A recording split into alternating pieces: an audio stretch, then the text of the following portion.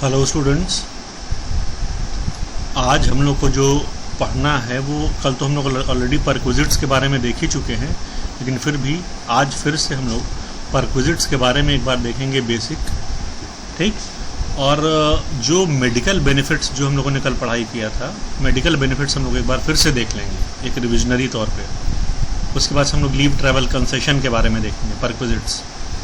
तो एक चीज़ जो मैं आप लोगों को फिर से रिमाइंड कराना चाहूँगा वो ये है कि परक्विजिट्स और अलाउंसेस में डिफरेंस क्या है, क्योंकि इस पॉइंट पे बार बार क्वेश्चंस रेज किए जाते हैं। अलाउंसेस आपको हमेशा कैश में मिलते हैं और परक्विजिट्स आपको कैश और काइंड दोनों में मिल सकते हैं। ध्यान दीजिएगा, यही डिफरेंस है।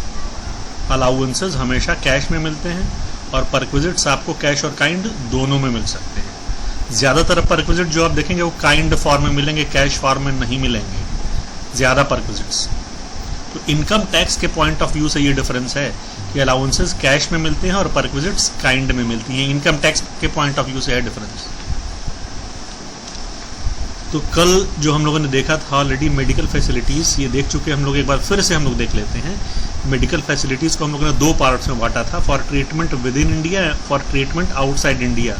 मतलब भारत के अंदर इलाज करवा रहे हैं और भारत के बाहर इलाज करवा रहे हैं। तो भारत के अंदर इलाज करवाने के लिए जो लिमिट्स दी हुई हैं, इसमें सबसे पहला आप देखिए, value of treatment of employee and और his family members in employer's hospital. मतलब कोई एम्प्लॉई अपना या अपने किसी परिवार के सदस्य का इलाज अपने ही नियोक्ता के अस्पताल में करवाता है तो ऐसी परक्विजिट फुल्ली एग्जेम्प्ट होगी, उस पर कोई टैक्स नहीं लगेगा। उसी तरीके से any sum paid by employer in respect of expenditure incurred by the employee on medical treatment of himself and और मेंबर्स ऑफ हिज फैमिली। मतलब किसी भी तरीके का अमाउंट जो कि एम्प्लॉयर की तरफ से पे किया गया है, नियोक्ता ने दिया है। किस लिए दिया है? क्योंकि कर्मचारी ने खर्च कर दिया है। ध्यान दीजिएगा, इलाज पे कर्मचारी ने ऑलरेडी खर्च कर दिया है और अब उसको पे कौन कर रहा है? एम्प्लॉयर उसको दे रहा है। तो अगर वो खर्च किया है और वो जिस हॉस्पिटल में मरीज है वो हॉस्पिटल जो है वो सरकार का है या किसी लोकल अथॉरिटी का है या सरकार की तरफ से अप्रूव्ड है, ये तीन चीज़ें हैं, तो परक्विजिट क्या होगी? एग्जेम्प्ट होगी। उसी तरीके से ये भी है कि अगर वो प्रिस्क्राइब्ड डिजीज़ हो यानी अनुमोदित बीमारी हो, रूल 3A में मेंशन्ड है अनुमोदित बीमारी, जैसे कैंसर जो इलाज है रूल 3A में मेंशन्ड है, मैं आपको बता दूंगा। तो ऐसी बीमारी हो और वो हॉस्पिटल किससे हो? इनकम टैक्स के चीफ कमिश्नर से अप्रूव हो। दो चीज़ें आ गई, प्रिस्क्राइब्ड डिजीज़ हो और हॉस्पिटल भी chief commissioner of income tax से अप्रूव्ड हो। अगर ये दो चीज़ें हैं तो क्या होगा? वैल्यू एग्जेम्प्ट होगी। इसका मतलब उन सब पे टैक्स नहीं लगेगा। उसी तरीके से पेमेंट और reimbursement of premium in respect of health insurance of the employee and और any member of his family. मतलब हेल्थ इंश्योरेंस का प्रीमियम एम्प्लॉय को जो देना चाहिए था एम्प्लॉयर ने दिया, या तो पेमेंट किया या रीइंबर्समेंट। पेमेंट करना मतलब सीधा देना पैसा, और रीइंबर्समेंट मतलब एम्प्लॉय ने दे दिया और बाद में एम्प्लॉयर उसको पैसे दे रहा है कि लो आपने खर्चा किया तो आप ये पैसे दो। दोनों ही पूरी तरीके से एग्जेम्प्ट होता है। उसी तरीके से आइए हम देखें ट्रीटमेंट आउटसाइड इंडिया, भारत के बाहर treatment incurred by the employer on medical treatment of an employee और his family members is fully exempt to the extent approved by RBI। मतलब कि एम्प्लॉयर ने जो ट्रीटमेंट पे पैसा खर्च किया है एम्प्लॉय के, नॉर्मल नियम तो ये है कि उसको परक्विजिट मान के टैक्स लगाइए, लेकिन ये रूल कहता है कि अगर आउटसाइड इंडिया ट्रीटमेंट हुआ है तो जहां तक RBI अप्रूव करता है उस लिमिट तक ये एग्जेम्प्ट होगा। ठीक। उसी तरीके से expenses incurred by the employer on travel and stay abroad of the patient and one attendant is also exempt subject to the fulfilment of the following conditions. मतलब कि अगर कोई अपने साथ किसी अटेंडेंट को भी लेके जा रहा है किसी मरीज के इलाज के लिए, तो वो खर्चा भी एग्जेम्प्ट होता है, लेकिन उस खर्चे के लिए भी सीमा कहाँ निर्धारित है? सीमा RBI ने निर्धारित कर दी है कि expenses incurred on medical treatment and stay abroad is exempt to the extent permitted by RBI। सब रिजर्व बैंक ऑफ इंडिया ने जो लिमिट दे दी है वहीं तक एग्जेम्प्ट है, उसके आगे एग्जेम्प्ट नहीं है। इसके साथ एक और कंडीशन लगा दी गई है कि ग्रॉस टोटल इनकम निकालिए एम्प्लॉय का, और एम्प्लॉय का ग्रॉस टोटल इनकम 2 लाख से ज़्यादा नहीं होना चाहिए, तभी आपको ये एग्जेम्पशन मिलेगा। उसी तरीके से reimbursement of expenses actually incurred by the employee for purpose specified in 1 and 2 in previous slide is exempt subject to same conditions. मतलब कि वही पहले और दूसरे जो पिछले स्लाइड में हम लोगों ने बात कर ली है, उसके लिए अगर एम्प्लॉय ने खर्च कर दिया है और एम्प्लॉयर बाद में उस खर्चे को वापस एम्प्लॉय को दे रहा है, उसी को कहते हैं रीइंबर्समेंट, फिर से चुकता करना। एम्प्लॉय ने दे दिया है, अब एम्प्लॉयर उसको वापस दे रहा है एम्प्लॉय को कि चलो भाई तुमको ये पैसे मैं वापस दे रहा हूँ जो तुमने हॉस्पिटल में दे दिए, तो वो क्या है, एग्जेम्प्ट होगा। अब आइए इसी पे आधारित हम एक सवाल करते हैं ताकि हम लोगों को कुछ समझ में आए ज़्यादा डिटेल में। ये मिस्टर एक्स हैं, मिस्टर एक्स की ये इनकम डिटेल्स हैं और उन्होंने मेडिकल एक्सपेंसेस पे कितने खर्च किए हैं, कितना अपने एम्प्लॉयर से लिया है, सारी डिटेल्स हैं। और हम लोगों को बताना है कि भाई बताइए उनकी टोटल सैलरी क्या होगी, टैक्सेबल सैलरी। तो ऑब्वियसली टैक्सेबल सैलरी निकालने के लिए हमको वो अमाउंट हटाना पड़ेगा जो इसमें एग्जेम्प्ट है, जिसके लिए हमको अपनी पिछली अंडरस्टैंडिंग जो पिछले स्लाइड में हम लोगों ने पढ़ा है उसका सहारा लेना पड़ेगा। तो आइए देखते हैं। सबसे पहले तो मिस्टर एक्स की ग्रॉस एनुअल सैलरी मेंशन्ड है 1,95,000, बिल्कुल पूरी तरीके से टैक्सेबल है। Medical expenditure indirectly paid by the employer to private practitioner, पूरी तरीके से टैक्सेबल है। एम्प्लॉयर प्राइवेट प्रैक्टिशनर को पैसे दे रहा है, एम्प्लॉई ने इलाज करवाया, ठीक है, और उसके बदले में एम्प्लॉयर जो है वो डायरेक्टली प्राइवेट प्रैक्टिशनर को पैसे दे रहा है 30,000 रुपये, तो क्या पूरी तरीके से टैक्सेबल होगा। उसी तरीके से medical expenses directly paid by employer to the hospital approved by chief commissioner of income tax, ध्यान दीजिएगा ये भी एग्जेम्प्ट है, ये वाला एग्जेम्प्ट है, दूसरा टैक्सेबल था लेकिन ये एग्जेम्प्ट है, तीसरा एग्जेम्प्ट है। चौथा देखिए, reimbursement of medical expenses incurred by the employee in a hospital approved by the chief commissioner, exempt है। आप इसके लिए पिछले स्लाइड्स को ध्यान में रखिएगा, पिछले स्लाइड में हम लोगों ने जो पढ़ा उसको ध्यान में रखिएगा। अब देखिए, expenditure on travelling abroad including attendant born by employer 1 lakh रुपए।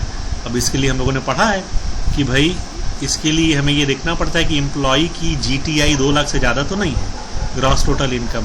तो ऐसी स्थिति में एम्प्लॉई की ग्रॉस टोटल इनकम निकालने के लिए क्या करते हैं हम, ये जो 5वां हेड है इसके अलावा उसकी जितनी भी इनकम है सब जोड़ते हैं और तब देखते हैं। केवल बेसिक एनुअल सैलरी नहीं देखेंगे, ग्रॉस एनुअल सैलरी ही नहीं देखेंगे, बल्कि पूरी की पूरी इनकम देखेंगे उसकी। 1,95,000 प्लस ये क्या है, टैक्सेबल है 30,000, ये टैक्सेबल नहीं है। ये क्या है, medical expenses directly paid by employer, बिल्कुल ये टैक्सेबल नहीं है। आप यहाँ पे आ जाइए, हाँ 6वां है 1.5 लाख है, इसमें से out of 6th permitted by RBI is 1 lakh only, मतलब 1.5 लाख खर्चा हुआ है जिसमें से RBI ने परमिट किया है 1 लाख ओनली। और हम लोगों ने पढ़ा है कि आउटसाइड इंडिया में केवल उतना ही अमाउंट तक एग्जेम्प्ट होता है जितना RBI परमिट करता है। तो इस 1.5 लाख में से 1 लाख RBI ने परमिट किया है, यानी 50,000 क्या है, टैक्सेबल है, 50,000 भी यहाँ पे जुड़ेगा। फिर the employer reimburse the medical expenses incurred bye employee on treatment of his grand father dependent upon him. ये इनकम टैक्स एक्ट की एक फैलेसी कह सकते हैं, कमी कह सकते हैं कि ग्रैंड फादर फैमिली का पार्ट नहीं माना जाता है। ये इनकम टैक्स एक्ट की बहुत बड़ी कमी है, ठीक। ऐसा आप लोग समझना नहीं, बस आप लोग इनकम टैक्स के पेपर के लिए समझो, अदरवाइज ग्रैंड फादर फैमिली का एक इनसेपरेबल पार्ट है। यही तो लोग हैं जिनकी वजह से पूरी फैमिली खड़ी है। लेकिन फिर भी ये इनकम टैक्स एक्ट के पॉइंट ऑफ व्यू से अगर हम देखें तो हाँ ये पार्ट नहीं है, इसलिए ये 2000 टैक्सेबल होगा और सैलरी में जोड़ा जाएगा आपको बेनिफिट, आपकी बेनिफिट मान करके। इस तरीके से 9वां पूरी तरीके से एग्जेम्प्ट होगा। तो इन टोटल को हम जोड़ लें तो 2,77,000 आ रहा है GTI, जो कि 2 लाख से ज़्यादा है। तो ऐसी कंडीशन में इस 1 लाख पर भी टैक्स लगेगा। तो आइए हम लोग देखते हैं ओरिजिनल फीचर होगी क्या। जो क्वेश्चन था वो ये था, ग्रॉस एनुअल सैलरी 1,95,000, ये बगल वाला टेबल मैंने बना लिया है, ये वही इसमें ये कॉलम हम लोग रखेंगे जिस पे टैक्स लगेगा, इस पे टैक्स लगेगा। 30,000 है directly paid to private practitioner, इस पे टैक्स लगेगा। ये क्या है, chief commissioner of income tax approved hospital है, एग्जेम्प्ट होगा। ये भी चीफ कमिश्नर से अप्रूव्ड है, ये भी एग्जेम्प्ट होगा। ये 1 लाख है, वो तो जाता है एग्जेम्प्ट अगर इसकी जीटीआई 2 लाख से कम होती, लेकिन इसकी जीटीआई 2 लाख से ज़्यादा है, इसलिए पूरा का पूरा 1 लाख क्या है, टैक्सेबल है। अब एक्सपेंडिचर आपने 1.5 लाख किया है, जबकि आरबीआई आउटसाइड इंडिया है, ठीक, आउटसाइड इंडिया है तो 1.5 लाख एक्सपेंडिचर इनकर किया और 1 लाख आरबीआई ने परमिट किया है, तो 50,000 ही टैक्सेबल होगा। उस तरीके से 2,000 मैंने बताया इनकम टैक्स एक्ट की फैलेसी, ग्रैंडफादर को मेंबर नहीं मानता फैमिली मेंबर, तो ये 2,000 क्या है, यहाँ पे आके टैक्सेबल हो गया। उस तरीके से ये 2,000 एग्जाम्प्ट, और टोटल आपकी जो सैलरी आ रही है ग्रॉस इनकम फ्रॉम सैलरी, ये 3,77,000 रुपये, 77,000 रुपीज़, ठीक है, 3,77,000 रुपीज़। ये मेडिकल बेनिफिट समझ में आया आप लोगों के। अब उसी तरीके से हम लोग आगे देखेंगे लीव ट्रैवल कंसेशन। जितनी भी परक्विजिट्स हैं हम लोग पढ़ लें पहले, फिर हम लोग कुछ मिसलेनियस एग्जाम्पल्स लगाएंगे, इसमें एक एक एग्जाम्पल में अलग अलग तरीके के परक्विजिट्स होंगे, तो हम लोग समझ जाएंगे। एक ही एग्जाम्पल में लीव ट्रैवल भी है और एक ही उसी एग्जाम्पल में मेडिकल भी है, तो हम लोग तुरंत समझ जाएंगे क्या है। बस ये है कि इन प्रोविजंस को याद रखने की ज़रूरत है। लीव ट्रैवल कंसेशन, जैसा कि नाम से क्लियर है, कंसेशन मतलब था छूट, लीव छुट्टी, और ट्रैवल छुट्टी में यात्रा, मतलब छुट्टी में यात्रा करने के लिए छूट। लीव ट्रैवल कंसेशन का अगर हम मतलब देखना चाहें ऐसे तो क्या हो गया, छुट्टी में यात्रा करने के लिए छूट। नाम से तो सब खुश हो जाएंगे, हाँ बिल्कुल सही है, छुट्टी में यात्रा करने के लिए छूट। छुट्टियों में अगर यात्रा करने के लिए अमाउंट एम्प्लॉयर द्वारा दिया जाता है तो उसको परक्विजिट मानते हैं, लेकिन उसको बहुत हद तक एग्जेम्प्ट भी करते हैं।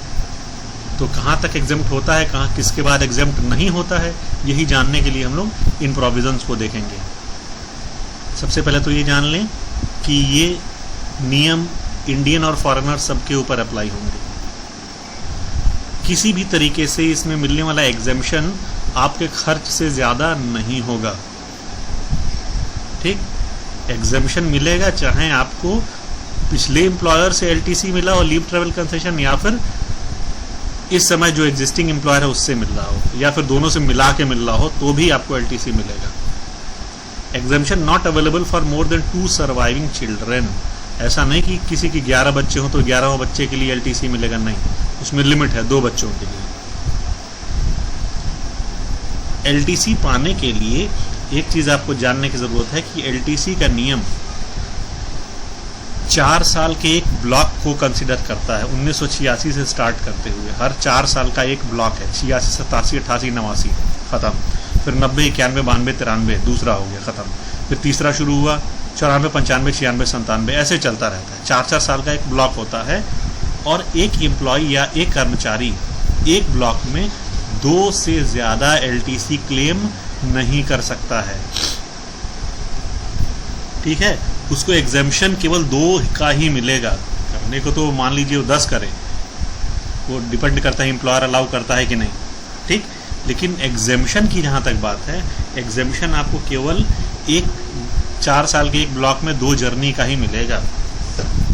ध्यान दीजिएगा, इस पे कहीं से कोई रोक नहीं है कि आप कितने छुट्टियाँ लेते हैं। आप जितनी छुट्टियाँ लें उससे इनकम टैक्स को कोई मतलब नहीं है। यहाँ पे इनकम टैक्स को मतलब सिर्फ इतने से है कि कितने के लिए हम एलटीसी देंगे, तो वो ये साफ साफ कहता है कि 4 साल के ब्लॉक में हम 2 बार देंगे। तो आइए हम देखें ज़रा, ये जो 4 साल के ब्लॉक में 2 बार जो अमाउंट मिलने वाला है, इसका क्वांटम होगा कितना, ये अमाउंट कितना होगा। तो ये 2 पार्ट में बटा हुआ है, मोड ऑफ ट्रांसपोर्ट और एग्जेम्प्टेड अमाउंट, मतलब कि एलटीसी किस तरीके से की जा रही है, उस दशा में एग्जेम्प्टेड अमाउंट क्या होगा। अगर छुट्टियों में एयर से जर्नी की जा रही है, तो फिर जहाँ से आप चल रहे हैं और जहाँ आप पहुँच रहे हैं, दोनों के बीच का जो एयर फेयर होगा इकोनॉमी क्लास का, ठीक, वो भी जो आपका नेशनल कैरियर है, जो एयर फेयर होगा इकोनॉमिक क्लास का, और वो भी शॉर्टेस्ट रूट का, सबसे छोटी रूट का, आपका यहाँ जो सरकारी कैरियर है दोनों के बीच में, चलने वाली जगह से गंतव्य तक के बीच में जो सरकारी कैरियर है उसका एयर इकोनॉमी फेयर जो होगा वो लगेगा। दूसरा है अगर वो दोनों जगह रेल रोड से कनेक्टेड हैं तो शॉर्टेस्ट रूट का AC फर्स्ट क्लास फेयर होगा। शॉर्टेस्ट रूट इसलिए लगाया जाता है कि ऐसा ना हो कि आदमी क्लेम करे पहले हमें गोरखपुर से जाना था कोलकाता, तो हम पहले गोरखपुर से गए दिल्ली, दिल्ली से गए हम बेंगलोर, बेंगलोर से गए कोलकाता। ये नहीं, बल्कि शॉर्टेस्ट रूट, सबसे छोटा रूट है, उसके लिए आप क्लेम कर सकते हैं। उसी तरीके से where places are not connected by rail roads, अगर मान लीजिए वो दोनों प्लेसेस हैं और रेल रोड से कनेक्टेड है ही नहीं, तो देखते हैं क्या पब्लिक ट्रांसपोर्ट एग्जिस्ट करता है, मतलब रोडवेज की बसेस वगैरह चलती हैं। अगर चलती हैं तो first class transport fair shortest route का वो निकलता है। अगर नहीं चलती हैं तो उस दूरी के लिए फर्स्ट क्लास ट्रांसपोर्ट फेयर या डीलक्स फेयर कितना होगा वो देख लिया जाता है। ठीक, ध्यान दीजिएगा, हर कंडीशन में शॉर्टेस्ट रूट देखा जाता है। शॉर्टेस्ट रूट, सबसे छोटा रास्ता कौन सा है। ये तो था LTC, ये छोटा सा एग्जांपल था। अब आइए हम लोग वो देखने टैक्सेबिलिटी ऑफ परक्विजिट स्पेसिफाइड और नॉन स्पेसिफाइड एम्प्लॉयज़ के लिए। जैसा कल मैंने बताया था कि इनकम टैक्स एक्ट के हिसाब से स्पेसिफाइड एम्प्लॉय 3 तरीके के होते हैं, और तीसरी जो कंडीशन है मैंने बताया था कि अगर हम लोग मिनिमम वेजेस एक्ट को भी ध्यान में दें तो हर एम्प्लॉय स्पेसिफाइड एम्प्लॉय हो जाएगा। लेकिन उसके बावजूद भी जो इनकम टैक्स एक्ट की डेफिनेशंस हैं उनको तो हमें देखने की ज़रूरत है, क्योंकि हो सकता है एग्जामिनेशन में पर्पजली पूछ दिया जाए कि एक एम्प्लॉय जिसकी इनकम सालाना 30,000 है तो आप कर क्या लेंगे, वो नॉन स्पेसिफाइड हो गया। ठीक, तो इसलिए ये जानना ज़रूरी है। तो स्वीपर, गार्डनर, वॉचमैन या पर्सनल अटेंडेंट, इन सब की सुविधा अगर इंगेज्ड बाय एम्प्लॉय है तो क्या होगा, और अगर इंगेज्ड बाय एम्प्लॉयर है तो क्या होगा। ध्यान दीजिएगा, अगर इंगेज्ड बाय एम्प्लॉय है, अगर एम्प्लॉय इंगेज कर रहा है तो स्पेसिफाइड एम्प्लॉयज़ के हैंड्स में टैक्सेबल होगा। एक ये टेबल खिसक गई है, ये इसके सामने आना चाहिए था, ये A का है, ये A का है और ये वाली लाइन B की है। तो अगर इंगेज्ड बाय एम्प्लॉय है तो दोनों ही दशा में टैक्सेबल होगा, स्पेसिफाइड एम्प्लॉय और नॉन स्पेसिफाइड एम्प्लॉय दोनों के लिए। लेकिन अगर इंगेज्ड बाय एम्प्लॉयर है, एम्प्लॉयर दे रहा है, तो स्पेसिफाइड एम्प्लॉय के हैंड्स में तो टैक्सेबल है, लेकिन नॉन स्पेसिफाइड एम्प्लॉय के हैंड्स में एग्जेम्प्ट है। उसी तरीके से गैस, इलेक्ट्रिक एनर्जी या वाटर को देखिए, अगर कनेक्शन एम्प्लॉय के नाम पे है तो टैक्सेबल है स्पेसिफाइड एम्प्लॉय के केस में, और नॉन स्पेसिफाइड एम्प्लॉय के केस में भी टैक्सेबल है। लेकिन अगर supplied by employer, employer they रहा है तो टैक्सेबल है स्पेसिफाइड एम्प्लॉय के केस में। नॉन स्पेसिफाइड एम्प्लॉयज़ को यहाँ पे मदद दी जाती है, भाई एग्जेम्प्ट कर दिया जाता है। उसी तरीके से अगर एजुकेशनल फैसिलिटी यानी शिक्षा की सुविधा दी जा रही है एम्प्लॉय के बच्चों को, तो देखा जाता है कि क्या वो किसी ऐसे इंस्टीट्यूट में दी जा रही है जो इंस्टीट्यूट एम्प्लॉयर का खुद का है। ठीक, तो फिर वो सुविधा एग्जेम्प्ट होती है। क्लियर है? बस क्या है कि cost of that facility does not exceed 10,000 per month पर चाइल्ड। एक बच्चे पर 1,000 से ज़्यादा एजुकेशन की कॉस्ट नहीं आ रही है तो स्पेसिफाइड और नॉन स्पेसिफाइड दोनों के लिए एग्जेम्प्ट है। लेकिन अगर यही फैसिलिटी परिवार के किसी दूसरे सदस्य को दी जा रही है तो स्पेसिफाइड एम्प्लॉय के केस में टैक्सेबल और इससे नॉन स्पेसिफाइड के केस में एग्जेम्प्ट। उसी तरीके से इंटरेस्ट फ्री या कंसेशनल लोन दिया जा रहा है, दोनों के हैंड्स में टैक्सेबल। टेलीफोन की सुविधा दी जा रही है, दोनों के हैंड्स में exempt. Use of movable asset except car, दोनों के हैंड्स में टैक्सेबल। ध्यान दीजिए, एक्सेप्ट कार मतलब लैपटॉप, कंप्यूटर, दोनों के हैंड्स में taxable. Transfer of movable asset, दोनों के हैंड्स में टैक्सेबल। अदर देन कार साथ में बात हुई तो कार के लिए क्या है, कार के लिए देख लीजिए आप। स्पेसिफाइड एम्प्लॉय के लिए क्या है, टैक्सेबल। अगर ओन्ड और हायर्ड बाई एम्प्लॉयर है, ठीक है, तो टैक्सेबल है। और ये क्या है, एग्जेम्प्ट है। नॉन स्पेसिफाइड के केस में अगर ओन्ड बाई एम्प्लॉय है तो क्या है, दोनों के केस में टैक्सेबल है। उसी तरीके से ट्रांसपोर्ट फैसिलिटी है, ट्रांसपोर्ट फैसिलिटी इसमें टैक्सेबल है, इसमें एग्जेम्प्ट है। ये चीज़ आप याद कर लीजिएगा। ये टेबल जो मैंने बताई है टैक्सेबिलिटी ऑफ परक्विजिट्स, इसको आप याद कर लेंगे, ये काफ़ी इंपॉर्टेंट टेबल है। ठीक, और इसके बाद से नेक्स्ट लेक्चर से हम लोग कार के लिए वैल्यूएशन पढ़ेंगे, फर्निश्ड अकोमोडेशन के लिए वैल्यूएशन पढ़ेंगे। 3-4 वैल्यूएशंस और बचे हुए हैं। ठीक, आज लेक्चर में बस इतना ही। आप लोग पहले इसको पढ़िए, याद भी कर लीजिए साथ साथ, फिर कल मिलते हैं।